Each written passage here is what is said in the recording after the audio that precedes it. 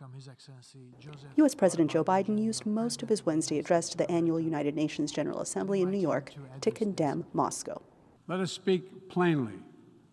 A permanent member of the United Nations Security Council invaded its neighbor, attempted to erase a sovereign state from the map. Biden accused Russian President Vladimir Putin of organizing a sham referendum to annex parts of Ukraine.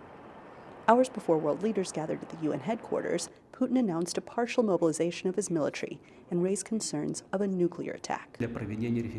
We will certainly use all the means at our disposal. This is not a bluff.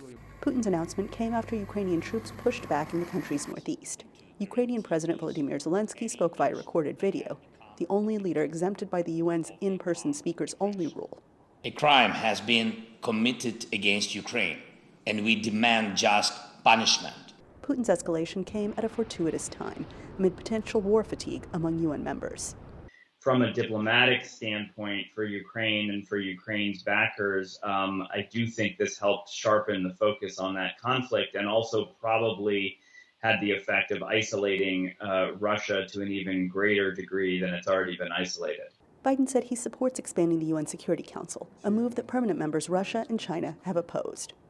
This includes permanent seats for those nations we have long supported and permanent seats for countries in Africa, Latin America, and the Caribbean.